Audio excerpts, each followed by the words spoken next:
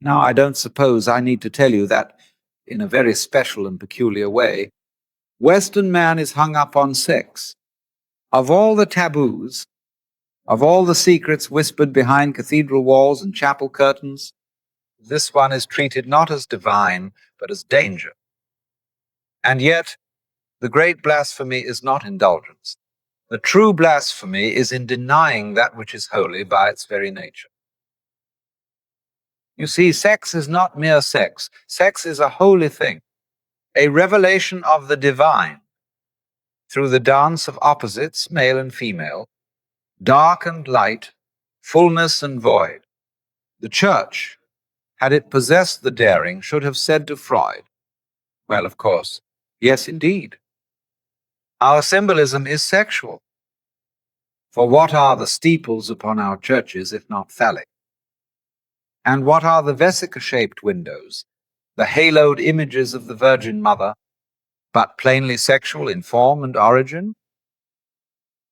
Yet, instead of embracing the mystery, the church recoiled. It turned what was ecstatic into something wicked, and what was once sacramental into something shameful. But the irony is delicious. The more they repressed it, the more sacred it became. There is no way of making a hedge grow like pruning it, and there is no way of making sex more interesting than repressing it.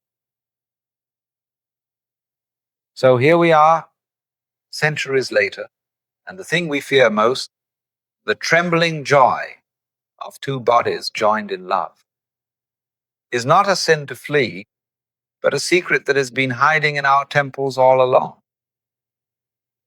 There has never been, never, a religion on the face of this earth that has so uniquely preoccupied itself with sex as Christianity. Not the fertility cults, not tantric yoga, not even the sacred orgies of ancient days. None approached it with such anxious care. For when a man is said to be living in sin, we do not mean he forges checks or sells poisonous bread.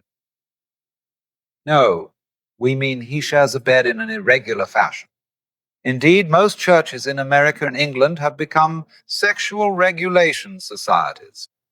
They may forgive envy, hatred, malice, and uncharitableness, but dare to twist your marriage vows, and out you go. Yet while the church preached abstinence, her walls whispered another gospel. One only needs step into the shadowed cool of a Hindu temple, or gaze upon the tantric embrace of a Tibetan Buddha, to see what we have so long denied, that sexual union is not profane, it is divine play. The gods in those carvings are not fornicating. They are dancing the cosmic rhythm, the light and the dark, the form and the formless, male and female, locked in eternal movement. We in the West, having tried to banish the body, have only driven it deeper into our fantasies. The church might have embraced it. They might have said, yes, sexuality too reveals the mysteries of the universe. But no, they lost the joke. And so they left sex in the shadows, where it multiplied in silence, growing strange, growing sacred. And all the while the lovers kept loving and the gods kept dancing. Now, if you wish to make a thing powerful, mark it forbidden. If you wish to turn a whisper into a thunderclap, seal it behind the curtain and guard it with shame. And that, you see, is precisely what the church has done with sex. From time immemorial, when a child was to be confirmed, he expected to receive some marvelous secret, some glimpse into the nature of God or the origin of being. But what did he receive? A lecture, a solemn red-faced talk on the evils of masturbation. Evils, I might add, which were never clearly specified, only hinted at as ghastly consequences: epilepsy, tuberculosis, the great Siberian itch. But it was perfect. For the adolescent who must protest authority, here was the ideal outlet. It was wicked, fun, and profoundly masculine. And so the tradition rolled on, each chaplain delivering the same vague warnings his own chaplain had given him. Generation after generation, none daring to lift the veil. Why does this strange pattern endure? Because repression feeds fascination. Because the church, in putting down sex, has in fact preserved it, not in purity, but in obsession. As I've said before, there is no way to make sex more interesting than to repress it. So what do we find in the Victorian age? Lush furniture like curved women, piano legs, shaped like thighs, all drenched in lace and propriety. A world where prudery and lasciviousness walked hand in hand, pretending to hate one another, while secretly feeding the same flame. Now, it may strike you as strange, but the prudish and the libertine, they need one another. They are like spiders and flies, like predator and prey. Without one, the other becomes dull, grotesque, or absurd. And so, in the great cosmic scheme, we must thank the enemy. Indeed, love your enemy, for he keeps the game alive. There is a saying in biology, if species A obliterates its natural enemy B, it soon withers.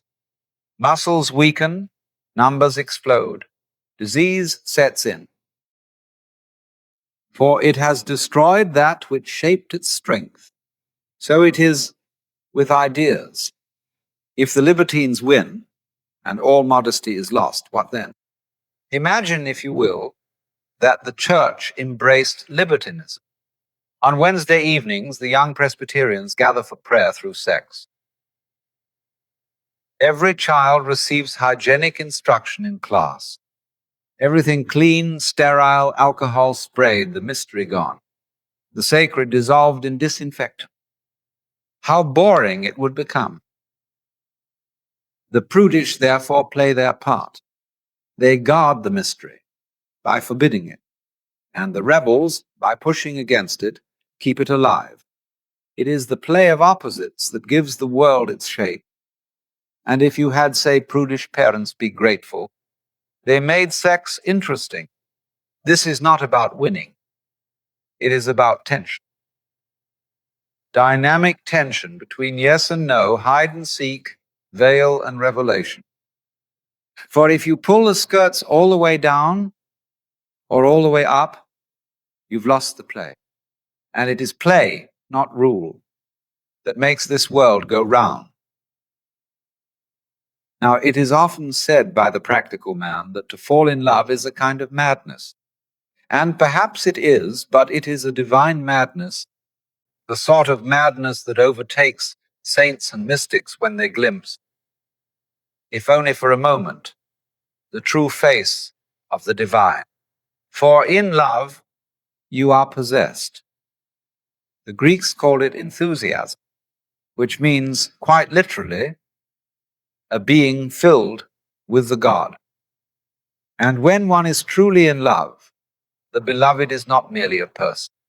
She becomes the goddess. And from one point of view, that is what every woman is, if you see her with the scales fallen from your eyes. And likewise, every man, if you see clearly, becomes the god. You see, the function of sexual play, when truly seen, is not just the utilitarian continuation of the species. That is the animal side of it. But we are not merely animals. In human beings, sex becomes something more. It becomes a sacrament. It is the outward and visible sign of an inward and spiritual grace. It brings about love. And this love, when not fettered by repression, nor degraded by guilt, is the very movement of the universe. To fall in love, then, is not to be misled. It is to see the divine aspect of another. That is why, as the song says, Every little breeze whispers Louise. For a time the veil is lifted, and we see the beloved as she truly is. Now we come to the great dualism. That idea deep in our bones, that we are souls imprisoned in bodies, that the ego is the charioteer and the flesh the horse, as if the true self were some noble ghost and the body a beast to be ruled, whipped, or bribed with sugar. St. Paul put it plainly, I beat my body into submission. And St. Francis called his body brother ass, a dumb beast to be tamed. Even Freud, in his way, treated it with suspicion, granting it pleasure, yes, but never trust, always to be managed, analyzed, held in check. But what if that division is false? What if you are not a rider and a horse? What if you are the dance itself? You see, this division between mind and matter, between the ghost in the machine and the machine itself, is one of our oldest and most persistent illusions. But it leads us only to guilt, to shame, and to a fear of our own nature. And so, we have made the body dirty. We have taken that which is the vehicle of ecstasy and called it a prison.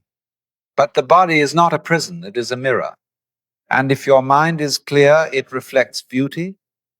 If it is clouded, it reflects confusion. And so the real mistake is not sex, it is thinking that you are separate from it, that you are above it, or below it, or something other than this strange, marvelous dance of flesh and spirit, form and void, lover and beloved. You are not the rider, you are the gallop. Now, of course, it is true, the physical world decays. Everything falls apart. That which is strong becomes brittle, that which is smooth becomes wrinkled, that which was lovely turns to bone and dust. But must this be lamented? I have never thought that the transience of life was something to gripe about. The fact that it fades is the same thing as the fact that it shines. Vitality is change. Life is death. And love, in its highest moment, is not a thing to be preserved, but a rhythm to be timed. So you must make it then. Just like the conductor who brings in the violins on a single beat, you must strike while the moment sings. In love, as in music, timing is of the essence. Now imagine just for a moment that at the age of 30 you were frozen, unchanging, forever youthful. How dreadful. You would become an animated waxwork, and the world would fill with plastic people, all lovely, all lifeless, no motion, no decay, but also no pulse, no thrill, no need to hurry, because there is no danger of loss. But this is not our world. Our world is one of supreme moments, one in which, at just the right time, a look is given, a touch returned, a body opened, and it happens, and it's gone. And that, you see, is why it matters. That is what makes it sacred. So don't wait. Don't waste it by wishing it were everlasting. Like the song, like the dance, like the kiss, make it then. Now, the deeper trouble, the one neither the Church nor the Freudians ever quite touched, is that sex is not merely biology, nor simply morality. It is symbol, mystery, and play. And we have been arguing endlessly about the wrong thing. Freud said, it is all sex. And the Church replied, it is not. But both missed the mark. The truth is not that religion is repressed sexuality, nor that sexuality is repressed religion. The truth is, they are the same thing wearing different robes. The play of man and woman, of Shiva and Shakti, of yin and yang, it is not dirty, not deviant, not even particularly human. It is the very rhythm of the universe. And we, little sparks of that great fire, dance it out in flesh. So yes, our symbols are sexual. The steeples, the stained glass, the Virgin Mary upon her crescent moon. Yes, our ecstasies are divine. Sex is not an escape from spirit, it is the revelation of it. But imagine the church saying so. Imagine the priest at the altar declaring, "This is my body given for you," and meaning it fully, as both a cosmic act and a carnal one. It was too much, too sacred, too terrifying. And so they hid it. They made it taboo, and in so doing made it holy again, but by the back door. And all the while, the lovers loved. The mystery went on behind the curtains, beneath the robes, between the sheets. And the gods laughed, because the joke was never about right or wrong. It was about whether or not we could see that we are the play itself. So then, here we are. After all the taboos, all the warnings, the blushing preachers and trembling penitents, the whispered shame and moral gymnastics, we're still here in these curious little meat bodies, feeling things, wanting things. And still, after centuries of trying, we haven't quite managed to get rid of sex. But perhaps we were never meant to. Because you see, the whole trouble began when we tried to lift spirit above matter, to place soul above body. But in doing so, we created a split, a false dichotomy, and spent the next 2,000 years trying to resolve it. Yet what if the body was never meant to be conquered?